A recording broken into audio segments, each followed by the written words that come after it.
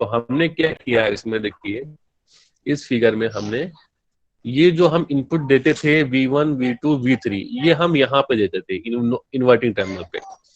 अब क्या है, क्योंकि it is a non inverting adder, ठीक है, तो हमें नॉन इन्वर्टिंग में क्या होता है, इन्वर्टिंग टर्मिनल को ग्राउंड करना होता है, हमने उसको ग्राउंड कर दिया, ठीक है, और इस पे हमें इनपुट देना होता है, तो नॉन इन्वर्टिंग टर्मिनल पे हमने इनपुट दे दिए V1 V2 V3। जब हमने V1 V2 इनपुट्स दिए हैं तो उससे कोरस्पॉन्डिंग कुछ करंट भी होगा, तो हमने ले लिया I1 I2 I3, ठीक है।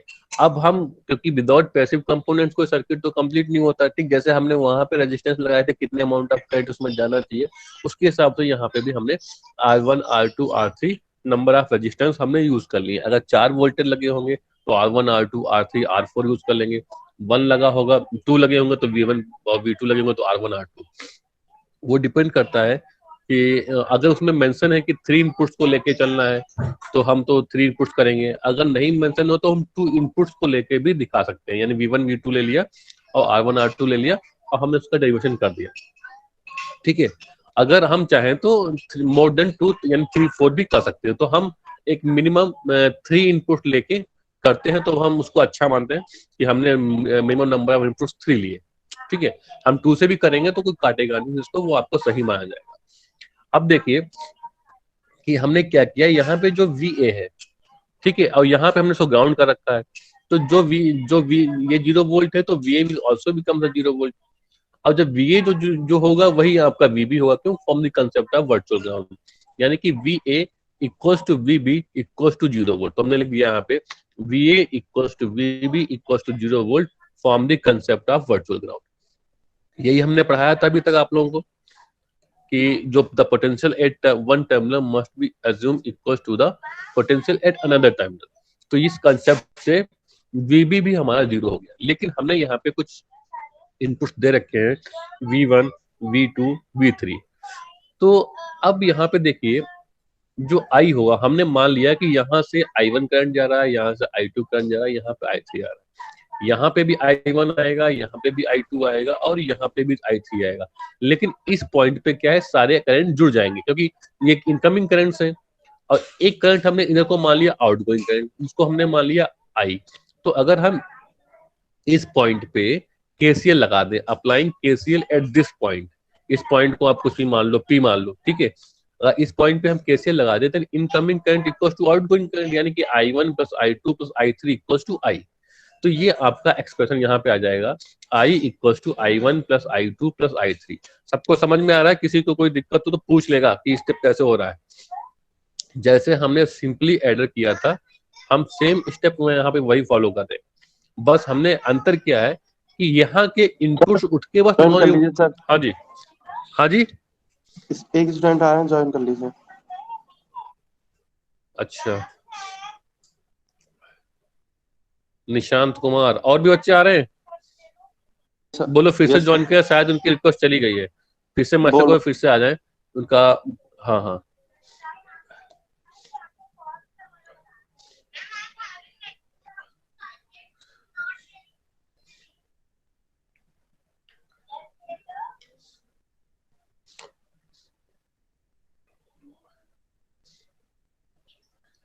तो एक बात मैं बता रहा था, जब तक पेपर में लिख के ना आए कि आपको नॉन इन्वर्टिंग एडर ही करना है, तब तक आपको इन्वर्टिंग एडर ही आप ड्राइव करेंगे। बात समझ रहे मेरे?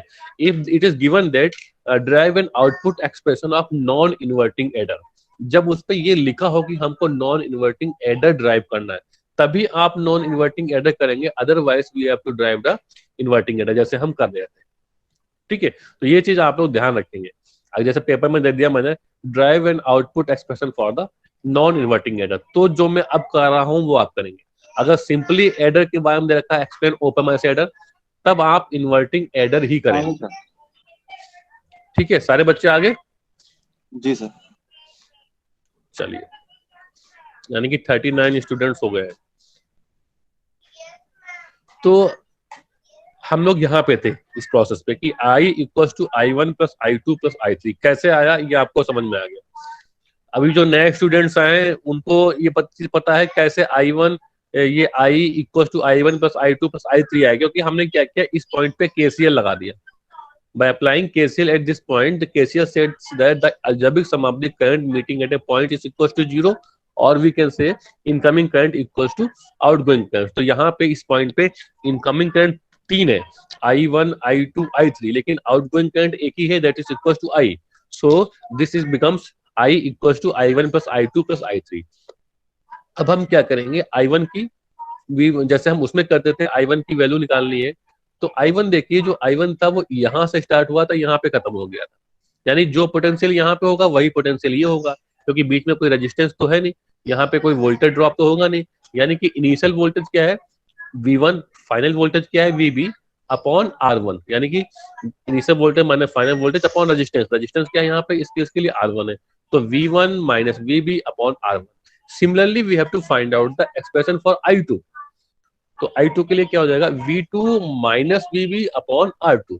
तो इस तरीके से हम यहाँ पे लिख लेंगे V1 minus VB upon R1, I2 के लिए V2 minus VB upon R2, I3 के लिए V3 minus VB upon R3. ठीक है, इतना डेरिवेशन आ जाएगा. लेकिन अब हमको एक चीज और पता थी, जो ये VB है, this VB is equals to 0. क्यों? From the concept of virtual ground, जो हमने पहले ही लिख दिया यहाँ पे, VB equals to VA equals to 0 volt from the concept of virtual ground. तो जहां पे ये VB लिखा है, दिस बिकम 0, ये सारे टर्म्स क्या हो जाएंगे 0. तो हमारे पास क्या बचेगा, I equals to V1 upon R1 plus V2 upon R2 plus V3 upon R3. इतना सबको समझ में आया है? यहां तक किसी को दिक्कत है तो बताइए, फिर आगे की प्रोसेसिंग हम करें. यहां तक भाई सबको समझ में आ गया है कि कैसे I equals to V1 upon R1 plus V2 upon R2 plus V3 upon R3 आया? सबको क्लियर है? Yes sir. ठीक है, अब देखिए हम चलते हैं पॉइंट. यहां तक तो हमारा सब कुछ क्लियर हो गया. ठीक है, अब हमको पता है जो ये VB है वही VA है, जो VA है वही VB from the concept of virtual ground, यानी कि इस पोटेंशियल का जो वोल्टेज है this is also equals to 0. अब यहाँ पोटेंशियल 0 है, यहाँ का भी पोटेंशियल 0 है, इसका मतलब there will be no current flow, क्योंकि जब पोटेंशियल डिफरेंस 0 होता है, यानी कि कोई भी पोटेंशियल डिफरेंस होता ही नहीं है, then there will be no current flow. क्योंकि करंट कहाँ फ्लो होता है, वो high potential to lower potential, सबको पता है. जैसे आप एग्जांपल लें कि आपके पास 2 टंकी हैं, वो सेम फ्लोर पे रखी हैं, पानी कहाँ फ्लो होगा, जिसमें ज्यादा पानी होगा, जिस टंकी में ज्यादा पानी होगा उस टंकी से जिस टंकी में कम पानी होगा उसमें पानी अपने आप फ्लो हो जाएगा, जब तक वो दोनों का लेवल सेम नहीं आता है. तो ठीक इसी तरीके से current will also flow from higher potential to lower potential, but at this point VA is also 0 and this point is also 0. इसका मतलब इसमें कोई करंट होगा ही नहीं, जाहिर सी बात है, there will be no current. ठीक है, अब हमने क्या किया, लेकिन ये जो V आउट है, आउटपुट तो होगा कुछ ना कुछ, तो इसमें जो करंट फ्लो होगा यहाँ पे, इसका डायरेक्शन ऑफ करंट क्या होगा, ये होगा जो मैंने डायरेक्शन ऑफ करंट, क्योंकि यहाँ पर तो पोटेंशियल है नहीं, यहाँ भी पोटेंशियल नहीं है, तो ना करंट इधर आएगा ना करंट इधर जाएगा. तो लेकिन इसमें जो है यहाँ पे तो आउटपुट कुछ ना कुछ हमको मिलेगा जब हम इनपुट दे रहे हैं, इसका मतलब V आउटपुट हमारे पास होगा. तो V आउट का जो डायरेक्शन ऑफ करंट होगा वो इस तरीके से होगा, फ्रॉम ये हाइयर पोटेंशियल हो गया और ये लोअर पोटेंशियल हो गया, 0 हो गया, तो current will start flowing from higher potential to lower potential. तो this is the direction of current. तो IF आ गया. ठीक है, अब ये IF के पास 2 रास्ते हैं, एक या तो इधर जाए या तो इधर जाए. हमको पता है कि इधर जाएगा नहीं, क्योंकि यहाँ पे पोटेंशियल 0 था, यहाँ पोटेंशियल 0 था, लेकिन हमने तब भी मान लिया ना के बराबर कुछ चला गया, तो हम उसको मान लेंगे I चला गया. अब इधर तो IA है, जो I है वो तो होगा ही नहीं. क्यों? क्योंकि इसका जो इनपुट रेजिस्टेंस होता है वो इनफिनाइट होता है. बात समझ में आई? तो ये जो IF है, ठीक, equals to this current plus this current, और ये करंट दोनों होंगे 0 आपके. क्यों? क्योंकि IA equals to 0 because input resistance is infinite. कोई और ज्वाइन करना चाह रहा है? देखो कौन है. यश, आर्यन सर.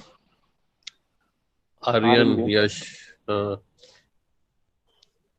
यार ये टाइम से नहीं आते बच्चे. आज आप लोगों की क्लास तो वो टाइम से छूट गई थी, तो 42 स्टूडेंट्स आ चुके हैं.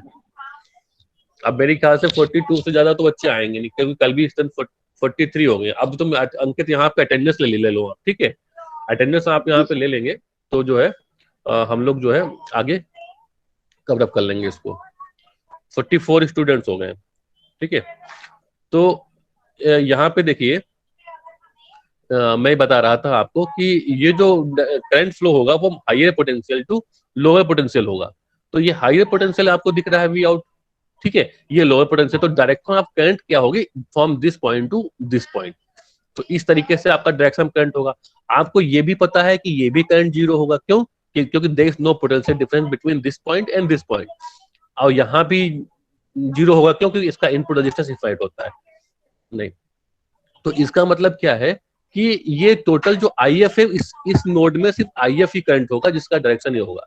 लेकिन हमने कहा चलो कोई भी चीज 100% परफेक्ट नहीं होती है, तो हो सकता है इधर ना के बराबर करंट जाए, लेकिन हम उसको नेग्लिजिबल ही कर देंगे। तो हम क्या इस इक्वेशन को कैसे यहाँ पे लिखेंगे? इस इक्वेशन को हमने ऐसे लिखा, I F equals to I plus I A, ठीक है। आई ए, तो आई एफ हमने इस वाले करंट को, जो इधर करंट जा रहा था जो नहीं होगा, उसको हमने आई मान लिया ना के बराबर, क्योंकि यहाँ का देखो पोटेंशियल है वही वही है, यहाँ का पोटेंशियल वो भी जीरो है। तो हमने इसको आई इसलिए मान लिया कि इसको आई को हम इसके बराबर कर देंगे, क्योंकि यहाँ भी पोटेंशियल, एक मिनट,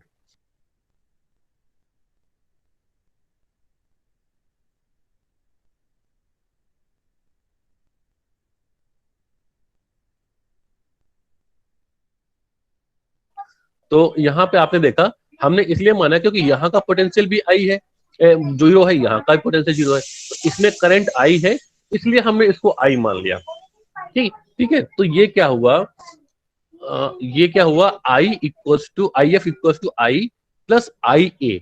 आई ए तो हो गया जीरो हमारा, क्यों? Because of input resistance. तो हमने लिख दिया I A equals to zero because input resistance is infinite.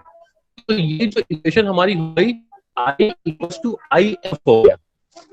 क्यों I equals to I F क्यों हुआ, ये इसमें सोचने वाली बात है। ये इसलिए हुआ I equals to I F. हम यहाँ पे देखिए कि ये जो पोटेंशियल है, this is also a zero potential, यहाँ पे भी जीरो पोटेंशियल पे है, यानी जो ये आई होगा वही यहाँ पे आई होगा, क्योंकि दोनों के पोटेंशियल सेम है। हमें ये भी पता है कि जो वोल्टेज यहाँ पे होता है वो वोल्टेज यहाँ पे आता है, from the concept of virtual ground. इस वजह से ये हमने इसके बराबर एज्यूम कर लिया, मान लिया, लेकिन रियली ऐसा कुछ नहीं होता है। कंसेप्ट ऑफ वर्चुअल ग्राउंड कुछ होता ही नहीं है, but we have to assume that according to the first property कि gain is infinite. Gain infinite होगा तो V1 इक्वल्स टू V2 होगा, यानी VA इक्वल्स टू VB होगा, ठीक है, क्योंकि हमें एग्जैक्ट डेरिवेशन करना है। तो डेरिवेशन के लिए, हाँ, एक और स्टूडेंट है सर, कोई फिर आ रहा है, प्रियांशु कुशवाहा, यानी कि अभी तो वो 47 बच्चे हो गए थे, फिर कोई एक लेफ्ट कर गया होगा। Yes sir, left. चलो, अभिषेक प्रियांशु आ रहे हैं, ठीक है, आने दो उनको। तो अपने पास स्ट्रेंथ हो गई है 45 की स्ट्रेंथ। 46 दिखा रहा है इसमें, 3 तो मेरे ही नाम होंगे, 47 हो गया, 48, यानी 45 बच्चे होने चाहिए आज 45 बच्चों के अटेंडेंस भेजना अंकित, ठीक है। Okay sir. हाँ, तो भाई अभी देखो सबको समझ में पड़ रहा है इसमें, बस ऐसे ही सारे डेरिवेशन में, चाहे नॉन इन्वर्टिंग एडर आ जाए, चाहे नॉन इन्वर्टिंग डिफरेंशिएटर आ जाए, चाहे नॉन इन्वर्टिंग इंटीग्रेटर आ जाए, this same concept is used everywhere. आपको मैंने इन्वर्टिंग का एक सारे करा दिए हैं, ठीक है, बस खाली सबट्रैक्टर कराना है जो आपके सिलेबस में नहीं है, लेकिन मैं कराऊंगा आज उसको भी, ठीक है। लेकिन नॉन इन्वर्टिंग का एक कराया है, ठीक, क्योंकि नॉन इन्वर्टिंग का पेपर में ऐसा कुछ आता नहीं है। अगर आपको करना इन्वर्टिंग एडर ही है, ठीक है, अगर जब तक उस पर मेंशन ना हो we have to derive the output expression of non inverting adder, तब तक हमको इन्वर्टिंग एडर ही करना है, ये आप ध्यान रखिएगा, ठीक है। तो यहाँ पे हम लोग आ गए थे कि I equal to I F, ठीक है। तो आई की तो वैल्यू हमने ऑलरेडी निकाल रखी थी, V1 upon R1 plus V2 upon R2 plus V3 upon R3। अब हमें आई एफ की वैल्यू देखनी है कि आई एफ कहाँ से स्टार्ट हुआ है, कहाँ पे खत्म हुआ है। आई एफ इनिशियल वोल्टेज जो आई एफ कहाँ शुरू हो रहा था, यहाँ से शुरू हो रहा था, तो इसका इनिशियल वोल्टेज हो गया V out. Initial voltage is V out, एक मिनट बट होल्ड करना, ठीक है। V आउट हो गया इनिशियल वोल्टेज, और फाइनल वोल्टेज हो गया VA। तो VA हमारा क्या है, ऑलरेडी जीरो है, ठीक है। तो V out minus VA upon RF is the value of IF। तो IF की जगह पे हम लिखेंगे V out minus VA upon RF। तो देखो यही हमने लिखा है, IF की जगह पे V out minus VA upon RF। और VA क्या होता है, जीरो होता है, क्योंकि form the concept of virtual ground. तो ये क्या मिल गया हमको, V out अपॉन RF। तो देखिए हमने क्या किया, RF को एक इस साइड में ट्रांसफर कर दिया, क्योंकि हमें V out निकालना है।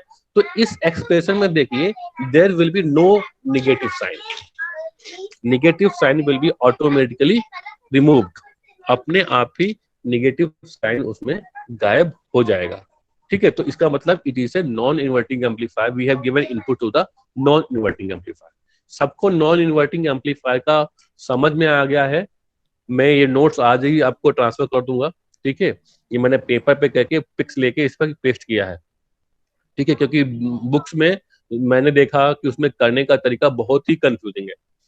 हाँ करा है उनका, उनका मतलब कि क्या कहते हैं, जो इनका विजन है ना वो सेम है, उनका मिशन सेम है कि भाई हमें ये लाना है। ठीक है, लेकिन उन्होंने इधर से उधर से करके थोड़ा सा कंफ्यूजिंग वे में कर दिया है, जबकि बच्चे उसको कंफ्यूज हो जाएंगे। ठीक है, तो पढ़ के, तो इसलिए एक सिंपल वे में आपको पेपर में आएगा, तो इसी तरीके से चाहे इन्वर्टिंग ऑर्डर आए, चाहे नॉन इन्वर्टिंग ऑर्डर आए, चाहे सब वो इंटीग्रेटर आए, डिफरेंशिएटर आए, आपको इसी तरीके से लिखना है कि क्या कंसेप्ट है वर्चुअल ग्राउंड से, क्या जीरो हुआ, फिर क्या इक्वेशन आई, फिर दूसरी इक्वेशन क्या बनी, उसमें आई जो हमारा ये करंट था वो कैसे क्यों जीरो हुआ। ये सारी इस तरीके से आपको रीजन वहां पे दिखानी है, जो रीजन मैंने इस तरीके से लिख रखी है। ठीक है, VA क्यों जीरो हुआ, ठीक है, ये सारा रीजन आपको देना है, इस तरीके से आपको प्रूफ कर देना है। हो जाएगा सबसे? सर यस हाँ बेटा। सर इसमें करंट हाँ की डायरेक्शन क्यों चेंज है? हाँ बता रहा हूँ। देखो करंट के बेटा डायरेक्शन इसलिए यहाँ पे चेंज है कि हम पहले हमेशा लेते थे IF का डायरेक्शन ऐसे लेते थे, यानी कि यहाँ शुरू होता था यहाँ पे खत्म होता था ना, डायरेक्शन ऐसे होता था राइट हैंड साइड में, है ना। यहाँ Yes, पे sir. करंट का डायरेक्शन क्यों चेंज हुआ, क्योंकि ये जो VA है ना, VO जीरो है, VA इज जीरो। जब VA जीरो है लेकिन आउटपुट तो हाई पोटेंशियल पे है, उसका पोटेंशियल ज्यादा है, और जो करंट फ्लो होता है from high potential to low potential होता है। ठीक है, ये पोटेंशियल जीरो है, ये पोटेंशियल मान लो कि 10 है, तो करंट कहाँ फ्लो होगा, 10 से कम की तरफ। तो इसलिए इसका डायरेक्शन ऑफ करंट ऐसे है। सपोज करो कि हमारे पास दो वाटर टैंक है, और दोनों वाटर टैंक को हमने बेस से कनेक्ट कर दिया। एक वाटर टैंक में पानी ज्यादा भरा हुआ है, एक वाटर टैंक में पानी कम भरा हुआ है। तो पानी किस वाटर टैंक से किस पानी में फ्लो होगा, जिस टंकी में ज्यादा पानी भरा हुआ है, उस वाटर टैंक से water will flow from the lower tank. कब तक फ्लो होगा, जब तक दोनों का लेवल बराबर हो जाएगा। It means that the similar in the similar way we can say current will also flow from higher concentration to lower concentration। तो यहाँ पे जो करंट की कंसंट्रेशन है, जो यानी जो वैल्यू है, दैट इज मोर, ज्यादा है, तो इसलिए डायरेक्शन ऑफ करंट ऐसे होगा, ना कि ऐसे होगा। क्यों, क्योंकि यहाँ पे जो ये, क्योंकि ये तो VA जीरो है, क्योंकि ये भी जीरो पोटेंशियल है, तो इसकी वजह से यहाँ भी जीरो आ जाएगा। अब इसी VA की वजह से ये V भी जीरो हो जाएगा from the concept of virtual ground. तो जब यहाँ पे जीरो है, यहाँ पे कुछ वैल्यू है, तो हमेशा डायरेक्शन ऑफ करंट इस तरीके से दिखाया जाएगा। बस यही इसमें चेंज है। नॉन, यही जब भी हम नॉन रिवर्टिंग के कोई भी डेरिवेशन करेंगे, चाहे वो इंटीग्रेटर हो चाहे वो डिफरेंशिएटर हो, we will follow this concept. जब भी हम नॉन रिवर्टिंग का करेंगे तब ध्यान रखना, क्योंकि जब भी हम नॉन रिवर्टिंग का करेंगे तो ये वाला क्या हो जाएगा, जीरो हो जाएगा। जब ये जीरो हो जाएगा तो इसके जीरो होने से ये भी जीरो हो जाएगा। तो इसका मतलब जब ये जीरो हो गया तो यहाँ पे तो हाई वोल्टेज होगा, आउटपुट तो हमको मिलना ही मिलना है। तो इसका मतलब करंट कहाँ फ्लो होगा, हाई वोल्टेज से लोअर वोल्टेज की तरफ। तो सारे नॉन इन्वर्टिंग के केस में direction of current will remain in this way. ठीक है, बस यही एक इसमें बेसिक डिफरेंस है। और दूसरा बेसिक डिफरेंस क्या है कि जो भी इनपुट्स होंगे हम यहाँ पे लगाते थे इन्वर्टिंग पे, अब हम कहाँ नॉन इन्वर्टिंग पे लगाएंगे यहाँ पे। क्लियर है? Yes, sir. बेटा, तो इसको मैं नोट्स को आपको भेज दूंगा, आप लोग इसको देख के एक दो बार ट्राई करिएगा और ऑटोमेटिक अपने आप हो जाएगा, कोई दिक्कत नहीं आएगी। ठीक है, बाकी अब non inverting integrator differentiator you can do yourself in the same way, concept will remain the same. Paper में आएगा एक्सप्लेन ओपन ऐसे डिफरेंशिएटर या ओपन ऐसे एडर या ओपन ऐसे डिफरेंशिएटर, कहीं पे नॉन इन्वर्टिंग नहीं लिखा होगा। तो इसका मतलब हमें इन्वर्टिंग का ही करना। अगर वो पेपर में स्पेशली मेंशन कर they drive and output expression of non inverting adder, तभी आपको नॉन इन्वर्टिंग का बनाना है, अदरवाइज आपको इन्वर्टिंग का ही बनाना है। क्लियर है सबको? Yes sir. Yes, sir. ठीक, तो इसके इसके डेरिवेशन में देखिए there is no negative sign. जब से हमने उसमें किया था तो यहाँ पे ऑटोमेटिक नेगेटिव साइन आता था, लेकिन इसमें कोई भी नेगेटिव साइन नहीं है। इसका मतलब we had given sir input to the non inverting terminal. हाँ बेटा, हाँ हाँ सर इसमें RF/R1 और RF/R2 इसको इक्वल मानेंगे सबको, सारे रेजिस्टेंस को? हाँ हाँ बिल्कुल मान सकते हैं। When we take R F equal to R1 equal R2, तो ये क्या हो जाएगा, V out equal to V1 plus V2 plus V3। लेकिन ये एक जनरल एक्सप्रेशन होता है क्योंकि इसी पे हम न्यूमेरिकल्स करते हैं, है ना, क्योंकि न्यूमेरिकल्स के लिए हमें ये फॉर्म चाहिए होता है। लेकिन when we want the exact output, then we will consider this RF equal to R1, RF equal to yes R2 yes sir, और क्योंकि तो हम हम यहाँ पे, वोल्टेज ऐड कर रहे हैं ना इसलिए जी इसको। हाँ जी तो हम यहाँ पे लिख लेंगे कि ऑल रेजिस्टेंस आर इक्वल। आप लिख लीजिएगा ऑल, एज्यूम, लिख लेंगे एज्यूम ऑल रेजिस्टेंस और इक्वल। ठीक है, जब इक्वल कर लेंगे देन क्या हो जाएगा, एक मिनट,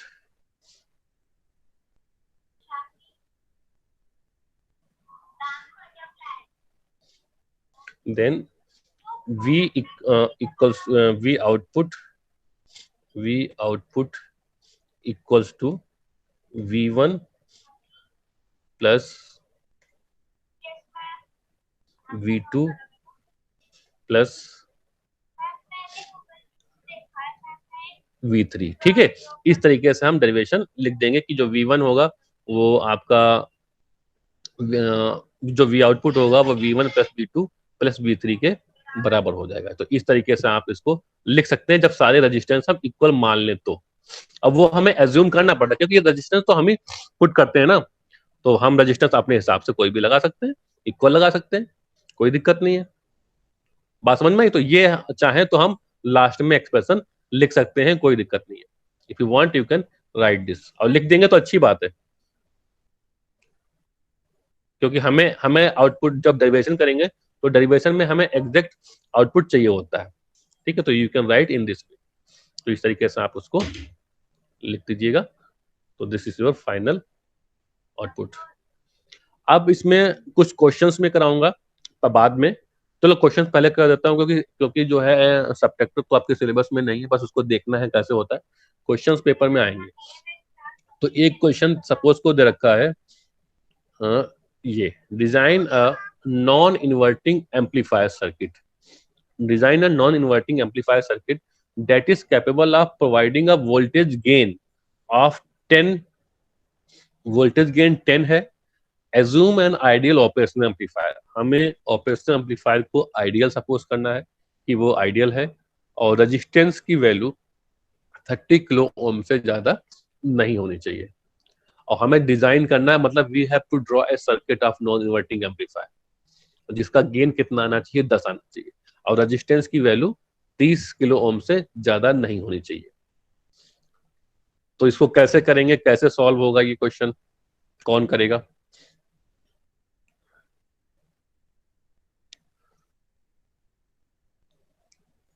अंकित सिंह ने हाथ उठाया, अंकित सिंह करेगा। ठीक है अंकित सिंह, बताओ कैसे होगा ये। सर गेन इक्वल्स लगा देंगे पहले तो, वी आउटपुट अपॉन हाँ वी इनपुट। हम्म उसके बाद सर हमें रेजिस्टेंस दे रखा है 30 ओम के लिए। हाँ नॉन नॉन इन्वर्टिंग के लिए करना है ये। हाँ नॉन इन्वर्टिंग के लिए करना है। सर अपोजिट वाला लग तो जाता है, मैं करता हूँ, अभी देता हूँ। अच्छा निकालिए क्या आंसर आता है। मैं ब्लैक बोर्ड को ओपन कर रहा हूँ, उसमें ब्लैक बोर्ड में जरा करिए, देखते हैं क्या प्रोसेसिंग में कैसा, ओके इसी टाइप के पेपर में क्वेश्चन आने हैं। ठीक है, तो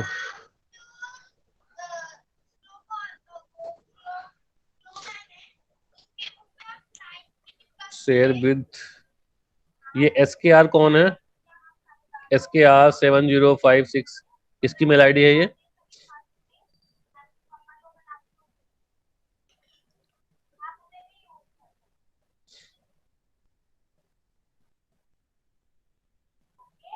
पता नहीं सर। चलो कोई नहीं।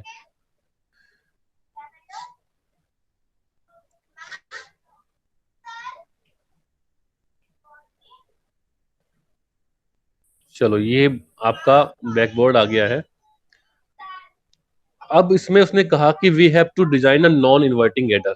नॉन इन्वर्टिंग एडर मतलब कि हमें बनाना है इस तरीके से एडर डिजाइन करना है।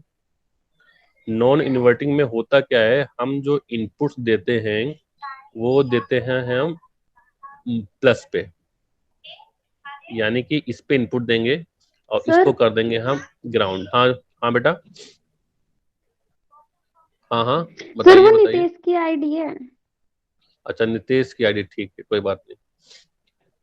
तो नॉन इन्वर्टिंग में हम कुछ इस तरीके से सर्किट बनाते हैं और इसको कर देते हैं हम ग्राउंड और यहाँ पे लगा देते हैं आरएफ रेजिस्टेंस,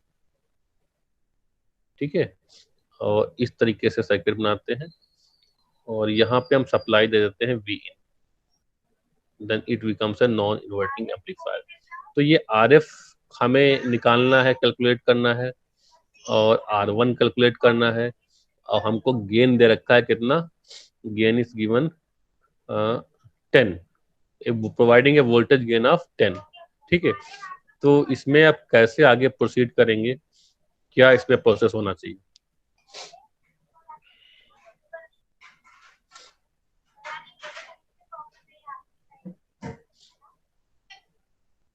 क्या इसमें कर सकते हैं आप? गेन हमारे पास दिया हुआ है, हमको non inverting direct amplifier formula लग बनाना। जाएगा। डायरेक्ट फार्मूला हमारे पास क्या है गेन का, ए जो नॉन इन्वर्टिंग होता है उसका गेन क्या आता है, 1 प्लस RF अपॉन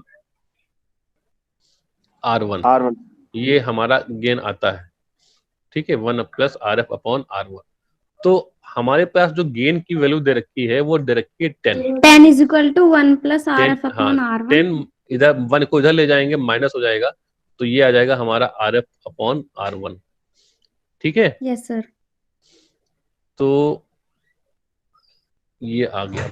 अब ये हमारा RF अपॉन R1 क्या हो गया, 9 हो गया। RF upon R1 equals to 9, यानी कि RF की जो वैल्यू होगी वो क्या होगी, 9R1 होगी। 9R1। हाँ 9R1।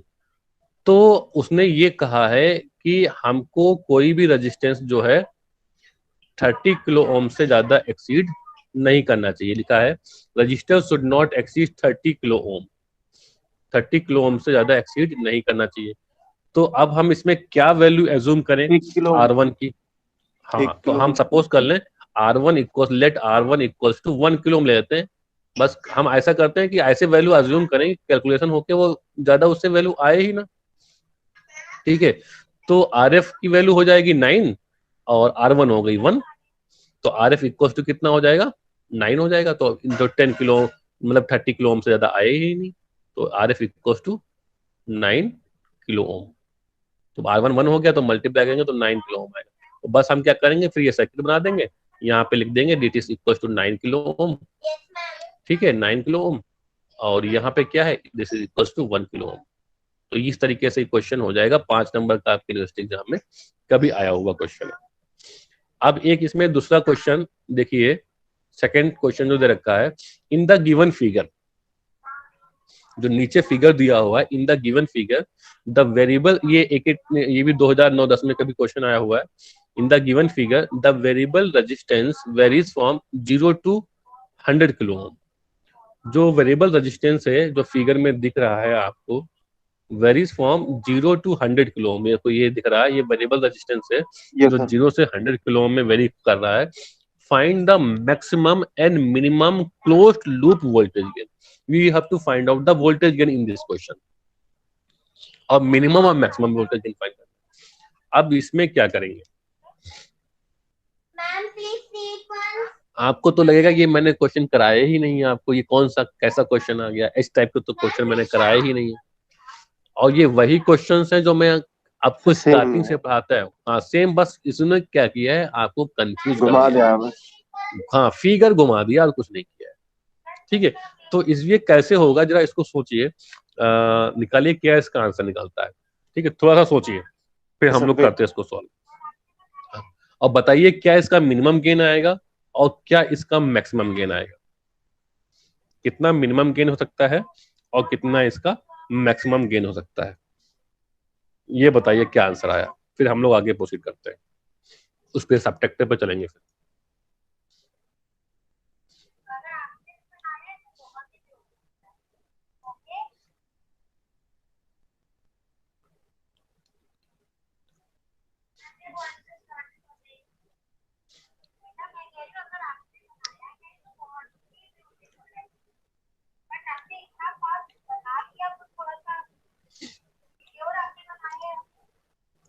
बाकी सभी लोग कर रहे हैं भाई?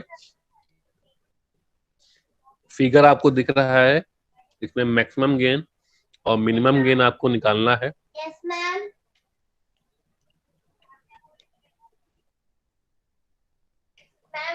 सर वी आउटपुट और वी इनपुट तो सेम रहेगा। We output we input same same रहेगा? रहेगा। कैसे सेम रहेगा भाई? पॉजिटिव से कोई वी आउटपुट का कनेक्शन है ही नहीं।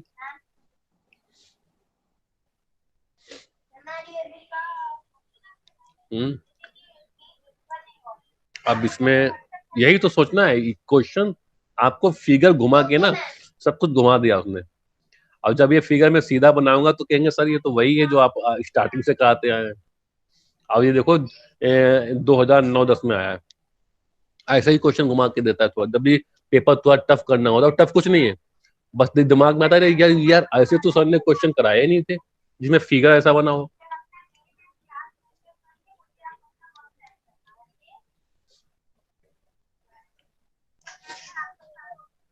काजल क्लास में है आज?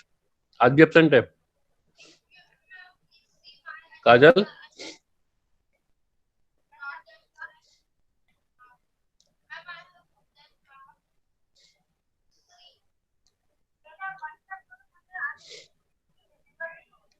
काजल क्लास में है तो सही।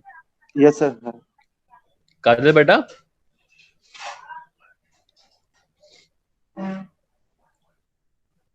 मैंने कई बार ये चीज नोटिस की है, बच्चे ज्वाइन कर लेते हैं, ज्वाइन होके गायब हो जाते हैं। क्योंकि जब मैं क्लास और कभी कभी क्लास ओवर होती है तो क्लास ओवर होने के बाद भी वो काफी समय तक बच्चे ऐड होते रहते हैं, मतलब वो गायब हो जाते हैं। तो ये बहुत ही भाई गलत बात है।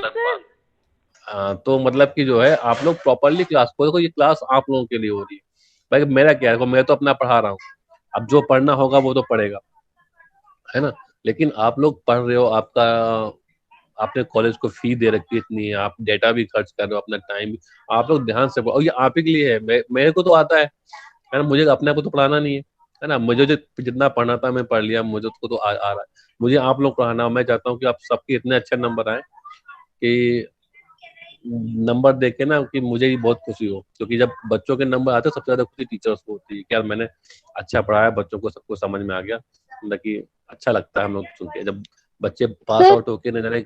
हाँ हाँ भाई बता रहा हूँ बेटा, ऐसी ऐसी जगह पे बच्चे पहुंच गए हैं जिनको कभी कभी ऐसा होता है कि मैं पहचान नहीं सर पाता। मिनिमम 1 होगा हाँ मिनिमम 1 होगा, और मैक्सिमम मैक्सिमम सर वो 201 आ जाएगा। कितना था वो सर? आरएफ आरएफ मैक्सिमम दे रखा है, आप देखो फिगर दिखा रहा हूँ मैं आपको। आरएफ जो मैक्सिमम दे रखा है वो 100 सर दे रखा है। 101 101। और किसी का निकला आंसर? सर 51 होगा ना? Very good, 51 is the correct answer. Yes sir, maximum 51 maximum 51 और मिनिमम 1। 1। ठीक है, अब कैसे होगा देखें, अब देखेंगे कैसे क्वेश्चन होगा। देखो फिगर देखेंगे अब इसमें क्या हुआ गया। ये फिगर जो आपका इन्होंने बना रखा है, पहले फिगर ही देखते हैं। यानी इनपुट दिया है पॉजिटिव पे, नॉन इन्वर्टिंग हो गया। निगेटिव से एक फीडबैक रजिस्टेंस लगा है आरएफ, और ये 2 किलो ओम लगा हुआ है कुछ इस तरीके से। इसको अगर जैसे हमने पढ़ा है इस सर्किट को, क्या हम ऐसे बना सकते हैं? ध्यान से देखिएगा, ये पॉजिटिव है, निगेटिव से फीडबैक कुछ यस रजिस्टेंस सर, ऐसे हमने लगा इसका हुआ है। फिगर ऐसे करके बना लिया। बिल्कुल बिल्कुल बिल्कुल ऐसे ही बनेगा। ये आरएफ है, आरएफ की वैल्यू कितनी दे रखी है? 0 से लेके 100 किलो, 0 से लेके 100 तक। ठीक है, अब देखिए इसमें किया गया है आरएफ के नीचे ही ये रेजिस्टेंस लगा हुआ है पहले स्टार्टिंग में, तो हम क्या करेंगे, इसको आरएफ से यहाँ पे ये रेजिस्टेंस लगा देंगे, 2 किलो ओम का लगा हुआ है, 2 किलो ओम कितना है, हाँ 2 किलो ओम सर, है, 2। 2 किलो ओम का रेजिस्टेंस है, यस तो सर, दो। हाँ तो 2 किलो हमने रेजिस्टेंस यहाँ पे ऐसे लगा दिया, और या इसको हमने क्या कर दिया, ग्राउंडेड कर दिया जो इन्होंने कर रखा है, और यहाँ पे हमने क्या दे रखा है, V1 वी इन दे रखा है, ठीक है, तो हमने यहाँ पे इनको वी इन दे दिया। तो ये हम तो स्टार्टिंग से तो यही पढ़ते आ रहे हैं नॉन इन्वर्टिंग, बस उसने क्या किया है, फिगर इसको उल्टा कर दिया, ये वाला पोर्शन ऊपर कर दिया है और ये वाला पोर्शन नीचे कर दिया, और इस वायर को यहीं से नीचे दिखा दिया, ऐसे है ऐसे।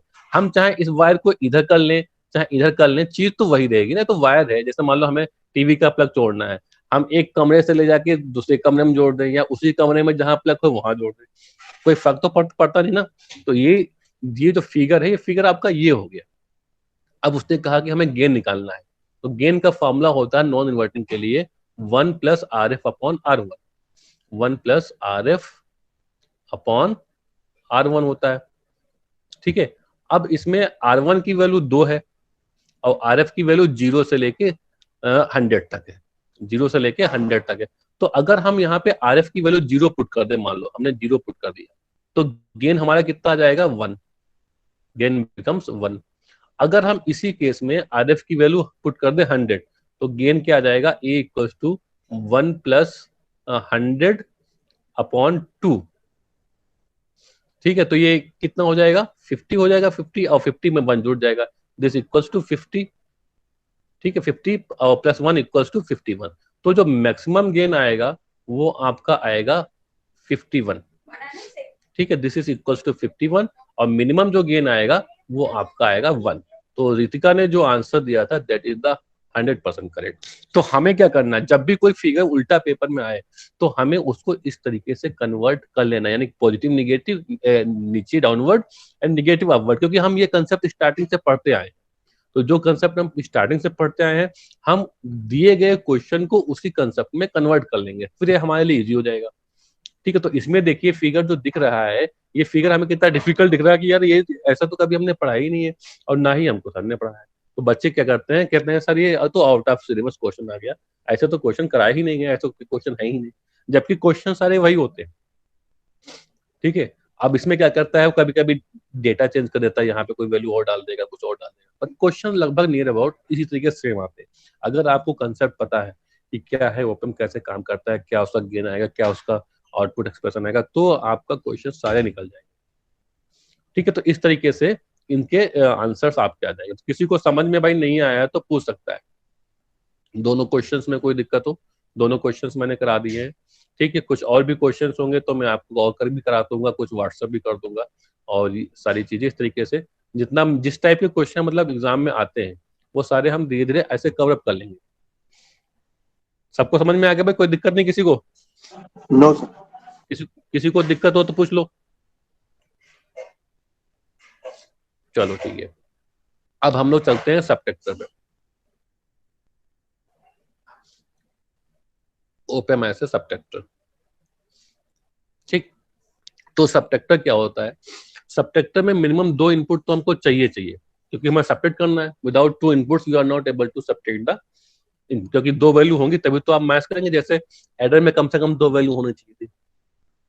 तो इसका जो डेरिवेशन है सबट्रैक्टर का सबसे डिफिकल्ट है, एडर से भी, इंटीग्रेटर से भी, डिफरेंशिएटर से भी, इसीलिए आपको आपके सिलेबस से इसको हटा दिया है, ठीक है। लेकिन पहले ये आप सिलेबस में, फर्स्ट ईयर के सिलेबस में था, और इसके न्यूमेरिकल्स भी आते थे, क्योंकि आपका सिलेबस मॉडिफाइड हुआ तो काफी चीज नई उसमें ऐड हो गई है।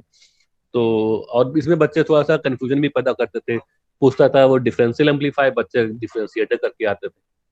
डिफरेंशियल एम्पलीफायर ही सबट्रैक्टर है, डिफरेंशियल एम्पलीफायर भी बोलते हैं, डिफरेंस एम्पलीफायर भी बोलते हैं, और उसको सबट्रैक्टर भी बोलते हैं।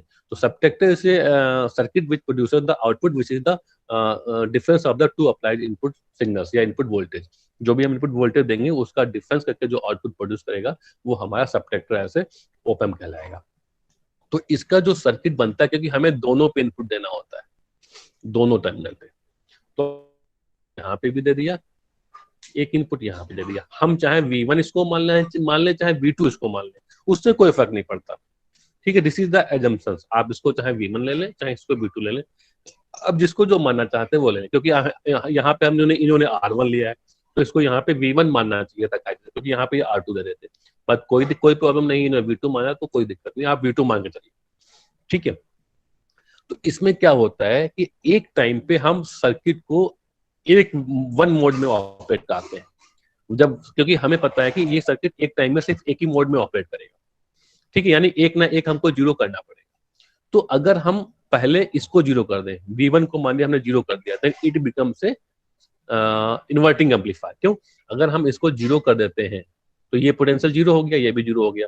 ठीक है, तो ये पूरा सर्किट बन जाएगा हमारा इन्वर्टिंग एम्पलीफायर। इन्वर्टिंग एम्पलीफायर का जो गेन आता है, यानी कि A equals to V output upon V in equals to minus RF upon R। ठीक है, तो ये आपका गेन आ गया। तो जो इसका जो V आउटपुट आएगा वो क्या आएगा, minus RF upon R1 into input. Input यहाँ पे V2 है तो हम V2 लगा लेंगे, अगर हमने V1 लिया है तो V1 लगा लेंगे। अभी मैं करके दिखाऊंगा। ठीक है, तो पहले वाले केस का अगर हम इसको जीरो कर दें, during the first case when V1 become zero, जब V1 become zero then this circuit will behave as a inverting amplifier. तब इन्वर्टिंग एम्पलीफायर का सर्किट बन जाएगा। तो we know that the gain of a inverting amplifier equals to V output upon V input equals to minus RF upon R1। ठीक है, यानी कि V output upon V input equals to minus RF upon R1, लेकिन यहाँ पे V input क्या है, V2 है। तो this is the output in case 1।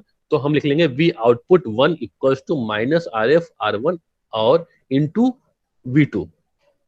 तो ये केस 1 हो गया। अब केस 2 की बात करें, केस 2 में क्या करें, अगर हम एक बार इसको जीरो कर दें, अगर हम एक बार इसको जीरो कर दिया हमने, ठीक है, तो ये circuit becomes a non inverting amplifier, then it becomes a non inverting amplifier. लेकिन नॉन इन्वर्टिंग एम्पलीफायर में ये जो दो रेजिस्टेंस लगे हैं R2 एंड R3, ये नहीं होते थे। आपको ध्यान हो कि ये जो हमारा नॉन इन्वर्टिंग एम्पलीफायर का सर्किट होता था, उस सर्किट में this resistance R2 and R3 are absent, but in this case ये यहाँ प्रेजेंट है। ठीक है, तो इसके प्रेजेंट होने से थोड़ी सी कैलकुलेशन हमारी बढ़ जाती है। अब वो कैलकुलेशन क्या बढ़ती है वो हमको देखना है। देखिए कि ये मान लो कि यहाँ पे V1 है। ठीक है, तो ये हमारा जो इसका गेन आएगा, गेन क्या आएगा, V output upon V input equal to 1 plus RF upon R1। ठीक, ये तो गेन आ गया। लेकिन ये जो गेन जब आता है, ये गेन जब आता है जब यहाँ पे कोई रेजिस्टेंस ना हो, यानी कि ये पोटेंशियल इस पोटेंशियल के बराबर हो, लेकिन यहाँ का पोटेंशियल V1 है, यहाँ का पोटेंशियल कुछ और होगा। क्यों? क्योंकि बीच में रेजिस्टेंस है, कुछ ना कुछ तो वोल्टेज ड्रॉप होगा, चाहे भले कुछ भी हो। तो this potential is different from this potential. ठीक है, तो हम क्या करेंगे, सबसे पहले यहाँ का पोटेंशियल निकालेंगे। We have to just find out the potential at this point. तो इस पॉइंट का पोटेंशियल आपने एक इलेक्ट्रिकल में पढ़ा होगा, वोल्टेज डिवाइडर फार्मूला। इलेक्ट्रिकल आपने फर्स्ट ईयर में पढ़ी थी, फर्स्ट सेमेस्टर में। Yes sir. उसमें एक फार्मूला था जिसको हम बोलते हैं वोल्टेज डिवाइडर फार्मूला। तो वो ये कहता है कि अगर इस पॉइंट पे वोल्टेज निकालना है और दो रेजिस्टेंस ऐसे लगे हुए, अगर ये रेजिस्टेंस ना लगा होता तो सारा करंट यहाँ इधर जाता, लेकिन इस रेजिस्टेंस की वजह से करंट यहाँ पे क्या डिवाइड हो जाएगा, कुछ करंट इधर जाएगा, कुछ करंट यहाँ जाएगा। ठीक है, तो अगर ऐसा कोई सर्किट लगा हो जहां पे करंट डिवाइड हो रहा due to the presence of resistance, तो उसको हम वोल्टेज डिवाइडर का फॉर्मूला लगाते हैं। वो कहता है इस पॉइंट पर जो वोल्टेज होगा, this voltage equal to the voltage coming from the source, यानी कि V1, और वो रेजिस्टेंस जिसकी वजह से करंट डिवाइड हो रहा V1 into R3 upon sum of the two resistance, यानी कि R2 अपॉन R3। तो यहाँ का जो पोटेंशियल होगा वो होगा, मान लो हमने इसको VP ले लिया, पोटेंशियल VP, ये पॉइंट P ले लिया, तो यहाँ जो पोटेंशियल आएगा VP that is equal to V1 into R3 upon sum of two resistance R2 upon R3। तो देखिए अब इन्होंने कैसे कैलकुलेशन की है। स्टेप 1 इन्होंने लिया। स्टेप 1 में क्या किया, जब उन्होंने V2 को जीरो किया, V2 कहाँ पे था इनका, V2 ये था, पहला जीरो किया इन्होंने, पहले इसको जीरो कर दिया, तो ये बन गया नॉन इन्वर्टिंग एम्पलीफायर। ठीक है, जैसा हम बना रहे थे, तो इनका नॉन इन्वर्टिंग एम्पलीफायर बन गया, यानी ये आ गया सर्किट, ये हो गया जीरो। ठीक है, तो ये नॉन इन्वर्टिंग सर्किट हो गया। अब नॉन, इन्होंने पॉइंट यहाँ पे पी ले लिया, इसको बोल दिया वीपी। तो अब ये पहला केस है, तो ये जो आउटपुट मिलेगा वो V01, इन्होंने पहले केस में आउटपुट V01 ले लिया और दूसरे केस में आउटपुट V02 ले लेंगे, फिर दोनों को जोड़ देंगे। तो अब जो इन्होंने क्या किया, हमने पोटेंशियल निकाला यहाँ पे, वीपी क्या होगा, voltage coming from the source V1 हो गया, और वो रेजिस्टेंस जिसकी वजह से करंट डिवाइड हो रहा हो R3 हो गया, upon sum of the two resistance R2 और R3। तो ये वैल्यू आ गई वीपी की। ठीक ठीक है, अब हम इसमें लगाएंगे नॉन इन्वर्टिंग का कंसेप्ट। जो नॉन इन्वर्टिंग का जो गेन होगा वो क्या होता है, 1 प्लस RF अपॉन R1। ठीक है, 1 तो हमने लगा दिया, जो गेन होगा, gain equals to V01 upon VP input equals to 1 plus RF upon R1। लेकिन जो VP होगा, VP हम ऑलरेडी निकाल चुके हैं ये, तो इस VP की जगह पे ये वैल्यू पुट कर देंगे। आपको ध्यान हो, जब हम नॉन इन्वर्टिंग एम्पलीफायर कराते थे तो वोल्टेज हम यहाँ थे, ना कि वोल्टेज ये लेते थे। हम कहते थे this voltage is equals to this voltage, ठीक है ना। ये जो वोल्टेज ये होता था, वही वोल्टेज ये बनता था from the concept of virtual ground. तो हमें क्या करना है, जब हम गेन निकालेंगे ना, गेन में तो यही वोल्टेज लेंगे, 1 plus RF upon R1 into ये वोल्टेज, और इस वोल्टेज की वैल्यू हम पहले निकाल चुके हैं, कमिंग फ्रॉम सोर्स इनटू वो resistance R3 upon sum of two resistance. तो जो V1 का जो आउटपुट आएगा, अब हम क्या करेंगे, ये हमारा VP आ गया, VP की जगह पे वैल्यू पुट कर देंगे ये V1 R2 R3 upon this. तो जो पूरा कंबाइंड आउटपुट V01 का आएगा वो ये बन जाएगा, this is the first output. ठीक है, ये पूरा आउटपुट नंबर 1 हो गया जब हमने इसको नॉन इन्वर्टिंग में काम कराया, यानी कि जब हमने इन्वर्टिंग वाले टर्मिनल को ग्राउंड किया था। जब हम नॉन इन्वर्टिंग वाले को ग्राउंड करेंगे, यानी कि नीचे वाले को ग्राउंड करेंगे, तब हमारा सर्किट बन जाएगा ये। हमने इसको ग्राउंड कर दिया तो ये बन गया हमारा इन्वर्टिंग एम्पलीफायर। इन्वर्टिंग एम्पलीफायर का जो गेन आएगा वो क्या होगा, -RF अपॉन R1, क्योंकि ये तो पूरा जीरो हो गया, अब इसका मतलब ही पूरा खत्म हो गया। ठीक है, ये तो पूरा जीरो हो गया, तो सिंपली ये नॉन इन्वर्टिंग एम्पलीफायर बन गया। इन्वर्टिंग एम्पलीफायर का जो आउटपुट आएगा V02 upon input V2 equals to -RF upon R1। तो ये क्या हो जाएगा, V02 equals to -RF upon R1 into V2। तो ये हमारा आउटपुट हो जाएगा केस नंबर 2 का।